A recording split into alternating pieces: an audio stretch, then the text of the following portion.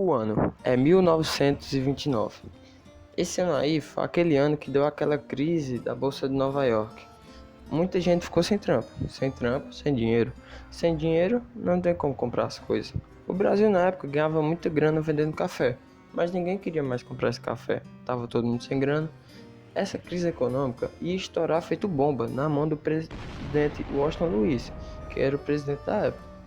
As próximas eleições iam acontecer no ano seguinte, em 1930.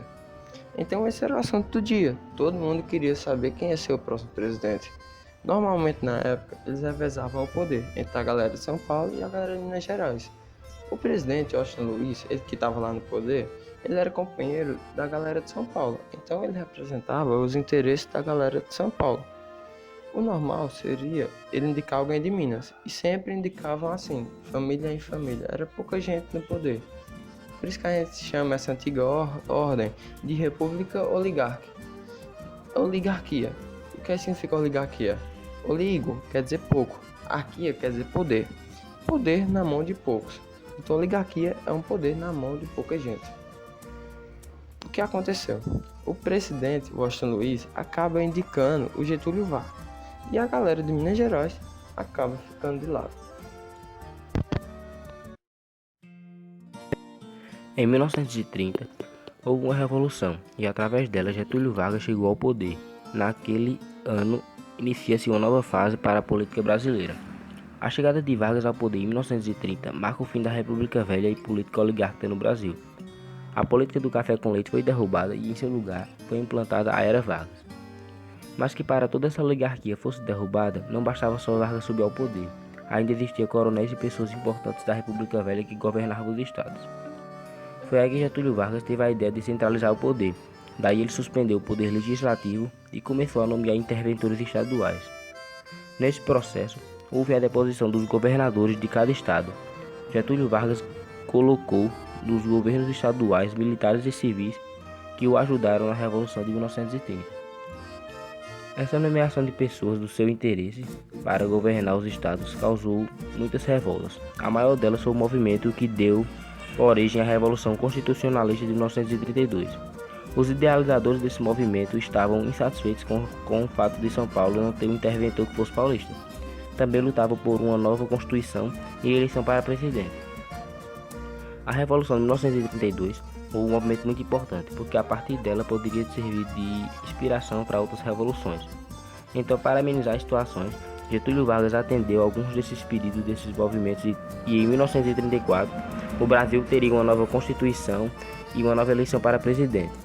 Porém, Getúlio Vargas não era bobo. Então o que ele fez? Todo mundo estava pedindo uma nova Constituição e uma nova eleição, e ele foi lá e fez. Porém, só que nessa Constituição, a eleição de 1934 seria indireta, ou seja, como boa parte dos políticos eram aliados a Vargas, ele teve muito apoio e foi eleito. O governo constitucional de Getúlio Vargas foi iniciado em meio ao clima de grande expectativa a respeito da democratização da nação. Essa expectativa era resultado da promulgação da Constituição de 1934, considerada, em partes, bastante avançada. A expectativa com o futuro do país acontecia principalmente porque essa Constituição criava prerrogativas que limitavam o poder do Executivo. Vargas havia sido eleito em eleição de forma indireta para um mandato de 4 anos, que, portanto, teria fim em 1938. Diferentemente das que se esperava, em 1934, a sociedade brasileira caminhou para a radicalização. Essa fase constitucional do governo de Getúlio ficou marcada pela radicalização da política nacional e por tentativas presidenciais de centralização do poder.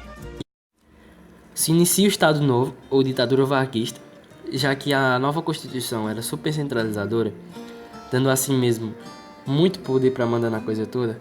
A partir do golpe, Getúlio acabou com as eleições e com os partidos políticos, nomeando de novo interventores para cada estado, só a galera da confiança dele. Dessa forma, diminuindo a autonomia federativa.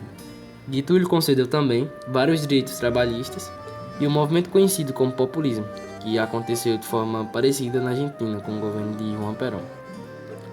Entre as medidas populistas estava a criação do salário mínimo, a carteira de trabalho e a justiça trabalhista. Com isso, com essa estratégia, ele evitava que o povo fizesse greve e se juntasse aos comunistas. Ao mesmo tempo que tinha vínculo forte com as classes baixas, ele garantia apoio e benefício aos empresários e banqueiros que enriqueciam muito no seu governo. Por isso Vargas é chamado de pai dos pobres e mãe dos ricos. A imagem de bonzinho que ele passava era só fachada para manter seu controle. Tinha até um departamento dedicado a cuidar disso, o Departamento de Imprensa e Propaganda, DIP. Controlava toda a rede de informação, como jornais e rádios, para que mantesse Vargas como líder perfeito e amigo da nação. Já era muito praticado na Europa, como Hitler, Mussolini e Stalin. Sendo assim, eles censuravam tudo que era contra o seu governo. O Estado Novo também ficou famoso pela intervenção do Estado na economia. Vargas estava incentivando mais ainda a industrialização para a substituição de importações. Com o dinheiro acumulado pelo café na República Oligárquica, a burguesia passou mais ainda a investir nas indústrias de base, como siderúrgicas e hidrelétricas, que daria muito suporte de mais indústrias que surgissem. Era muito importante que o Brasil já tivesse seus produtos industrializados, porque a Segunda Guerra estava chegando e eles não tinham como importar dos gringos. Em setembro de 1945, Getúlio Vargas foi deposto, porque ele acabou aceitando bem de boa. Assim, se finaliza o Estado Novo e se inicia o governo do general Eurico Gaspar Dutra. Dessa forma, Getúlio pretendeu conservar uma imagem política positiva, passando a ideia que era a favor da democracia. Essa estratégia e o amplo apoio popular ainda se deu a um segundo governo presidencial, dessa vez democrático, em 1955, do qual ele se suicidou.